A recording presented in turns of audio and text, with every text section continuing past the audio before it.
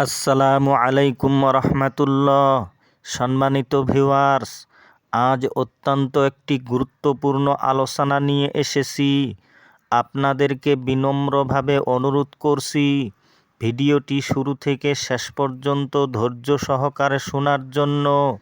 দেখুন দরদি, শয়তান যে বড় সূক্ষ্ম কৌশলের অধিকারী। সূক্ষ্ম থেকে সূক্ষ্ম জ্ঞান যদি আপনি অর্জন করতে না পারেন, তবে আজীবন তার বিছানো জালে বন্দী হয়ে থাকতে হবে। সে কিভাবে বোকা বানিয়ে আপনাকে ভেতর থেকে ধার্মিক বানিয়েছে, তার প্রমাণ আজকের আলোচনা থেকে বুঝতে পারবেন। দেখুন দরদি, আমরা এবাদত বন্দেগি, নামাজ, রোজা, হজ, জাকাত ইত্যাদি যাহাই কিছু করছি না কেন, তার পেছনে নিশ্চয় কারণ আছে।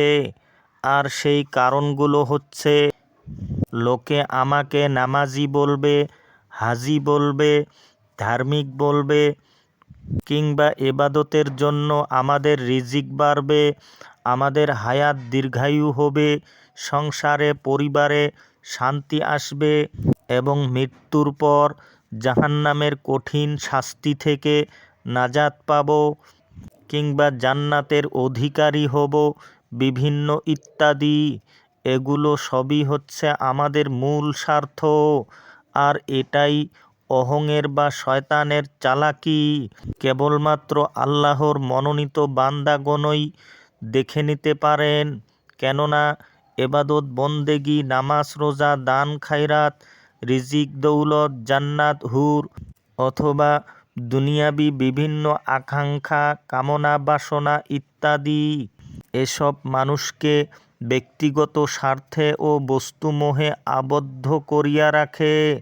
অথচ এবাদত বন্দেগির উদ্দেশ্যই হচ্ছে মনুষ্যত্ব অর্জন করা, বিবেক জাগ্রত করিয়ে নিয়ে নিঃস্বার্থভাবে সৃষ্টির সেবায় নিজেকে নিয়োজিত করা।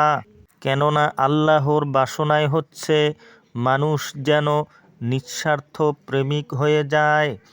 তাই দয়াময় আল্লাহ সূরা মুলুকের 2 নম্বর আয়াতে বলেন, আমি জীবন মৃত্যু সৃষ্টি করেছি একমাত্র পরীক্ষার জন্য, তোমাদের মধ্যে কর্মে কে উত্তম।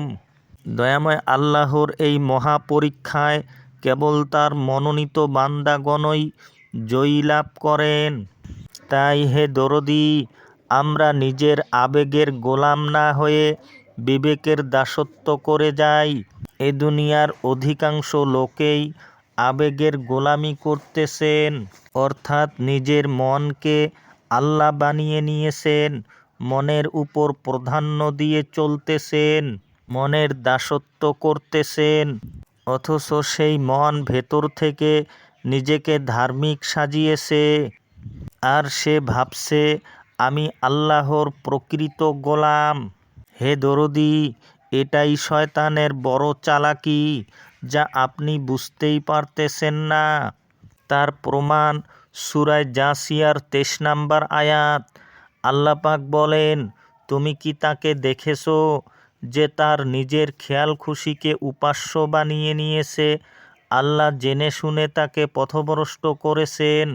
তাই সেটাকে সে ভালো মন্দ মনে করে, যেটাকে তার প্রবৃত্তি ভালো মন্দ মনে করে। অর্থাৎ আল্লাহ ও তার রসুলের যাবতীয় বিধিবিধানের উপর স্বীয় প্রবৃত্তির চাহিদাকে প্রাধান্য দেন এবং তার জ্ঞান বুদ্ধিকে বেশি গুরুত্ব দেন। অথচ জ্ঞান বুদ্ধি ও পরিবেশ দ্বারা প্রভাবিত হয়ে অথবা স্বার্থপরতার শিকার হয়ে প্রবৃত্তির মতো ভুল ফয়সালাও করতে পারে। তাই হে দরদি, নিজের মনের গোলাম না হয়ে বিবেকের দাসত্ব হয়ে সকল সৃষ্টির স্বার্থে নিঃস্বার্থ প্রেমিক হয়ে যান। তবেই আপনি আল্লাহর মনোনীত বান্দাতে রূপান্তরিত হতে পারবেন। সবাই ভালো থাকুন, সুস্থ থাকুন। খোদা হাফিজ।